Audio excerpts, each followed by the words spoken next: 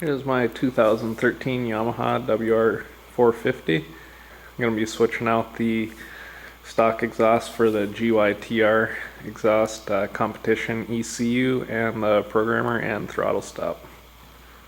So you got the GYTR exhaust right there. And the programmer power tuner right here.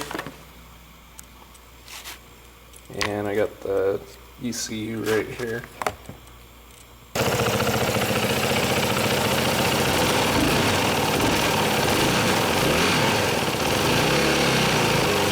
Okay, if you guys are wondering where the ECU is on the WR450s, it's right here on the airbox side. All you do is pull off the 2 bolts right here, undo your airbox cover, and then here's your ECU plug-in and stuff. Pretty easy.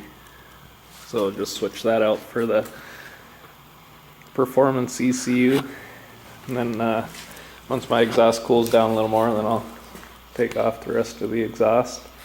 And then if you're wondering where the throttle stop screw is, it is, I don't know if you can see it. I'm trying to see on the video, that black screw right there. It's a security Torx. The one right off the tip of my finger. So you can see the exhaust clamp on the back side there. Once I get that off, then it'll be easier to get to that, or it should be. Then we can switch that out. Alright, so I got the performance ECU in, took the exhaust off, took the header off. Header's pretty easy, it's just 2 bolts. Right there. And then now I'm going to get to the throttle stop screw. So it's this one right there. Okay, so this safety Torx that come out, there's your throttle stop screw there. It's really long.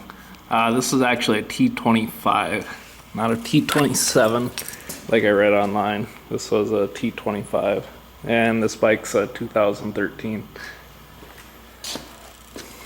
But here's the Yamaha replacement screw here, so you can see how much shorter that is.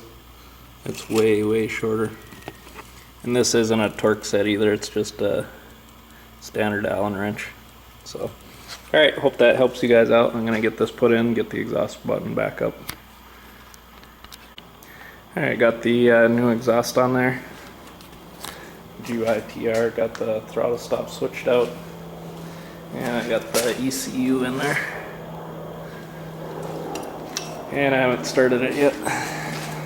So let's do a first start, see how well it starts here.